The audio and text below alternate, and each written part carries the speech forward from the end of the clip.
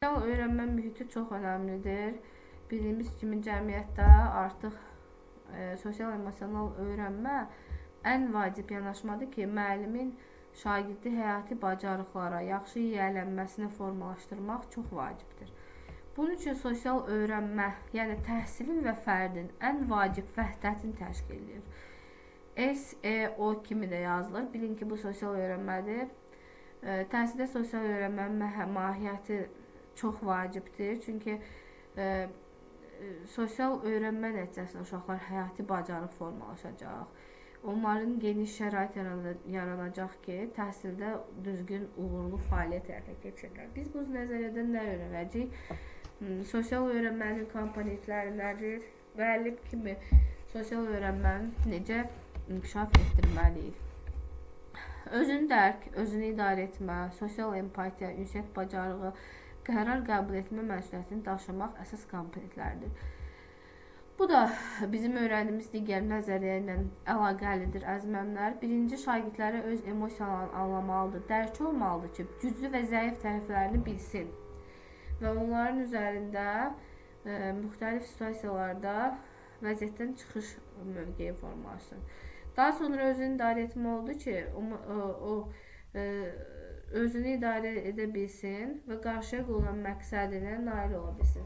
Yəni məqsəd qoymaq, məqsədə çatmaq üçün problemin necə həll etməyi yolu idarə etmədən keçir. Empatiya qurmaq da elə bir növ eyni anlam daşıyır. Yəni biz müəllimlər bir çox metodlardan istifadə edərək uşaqlarda bu empatiya hissini formalaşdıra bilərik. Məsələn, şagirdlər digər insanların problemlərini ortaya qoyub onların həlli ilə bağlı, bu problemin həlli üçün hansı səmərəli yolları tapa bilərik kimi. Bu zaman qarşı tərəfi müqayisə edəndə özlərində elə bir ki, düzgün empatiya hissi formalaşacaq. Ünsiyyət çox önəmlidir sosial öyrənmədə. Şagirdlərdə ünsiyyət və əməkdaşlıq bacarığını inkişaf etdirmək çox önəmlidir. Bunun üçün bir çox fəaliyyətlərdən istifadə edə bilərik. Qrup işi olsun, debat olsun, fəal təmin digər işi olur və qərar qəbul etmək məsuliyyəti isə ən sonuncudur. Yəni şagirdlər bütün bunlardan əsasında düşünülmüş və məsuliyyətli qərar qəbul etməlidir. Bunun üçün isə biz yenə öyrəndiyimiz bir dərsi əlaqələndiririk, inteqrasiya edirik təfəkkürə. Tənqidi təfəkkür çox önəmlidir ki, dəyərləndirmək bacarığı uşaqlarda düzgün inkişaf etsin.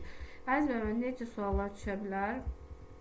Yenə məsələn, baş verə biləcək hər hansı bir proseslə bağlı. Burada tutaq ki, şagird öz emosiyalarını falan idarə etməsinə bağlıdır. Müəllimin addımı necə ola bilər? Bax, bu kimi hissələrdən suallar düşə bilər. Ona görə də dərs prosesində sosial emosional öyrənməni inteqrasiya etmək üçün biz illik plan almaya əsas onu daxil etməliyik. Bunun üçün şagirdə məsələn aydın təlimatlar verə bilərik, həyatdan götürmüş situasiyalarla, pozitiv mədəniyyət formalaşdıra bilərik, şəxsi nümunə rolu olmalıyıq uşaqlara, valideynləri sosial öyrənmədə tədris prosesinə cəlb etmək çox önəmlidir. Məktəbdən kənar fəaliyyətlər həyata keçirməliyik. Çünki yalnız məktəb nəzərdə tutulmur da burada. Məktəbdən kənar fəaliyyətlər də, məsələn, hər hansı bir layihələrə cəlb etsək, əməkdaşlıq etsək, məktəblər arası uşaqların gələcək karyerası üçün də çox önəmlidir. Sosial emosional öyrənmə uşaqların akademik nailiyyətinin yüksəlməsinə, davranışların idarə olunmasına, uşaqların həyati bacarıq forması və gələcəkdə hansı məqsəd və planlarının həyata keçməsi üçün effektiv ünsiyyət qurmaq üçün əməkdaşlıq şəraiti üçün çox önəmlidir. Çünki gələcəkdə mövqe tutması üçün sosial öyrənmənin düzgün təşkil olunması önəmlidir. Yəni biz müəllimlər şagirdlərə yalnız akademik biliklər verməməli, onların akademik bacarıqlarını formalaşdırmamalı, həyati bacarıqlarda formalaşıb inkişaf etməli. Bunun üçün isə şagirdlərin şəxsiyyət vətəndaş kimi formalaşmasında sosial öyrənmənin rolu böyükdür. Ona görə də çalışmalıyıq ki, emosional intellekt, sosial konstruktivizm, liderlik və idarə etmə haqqında bilik və bacarıqları uşaqlara düzgün aşılayaq. Çünki şagirdlərin formalaşması düzgün cəmiyyətin formalaşması deməkdir. Burada da əzmənlər, burada qəşəng bizə bir şəkil var. O şəkli gəlin təhlil elə. Baxın, ortada dayanıqlı sosial öyrənmə. Kənarda onun komponentləri, özünü dərk, idarə etmə, qərar qəbul etmə, sosial bacarıqlar, münasibət bacarıqları. Bunlar hamısı, yəni burada nəyi demək istəyir?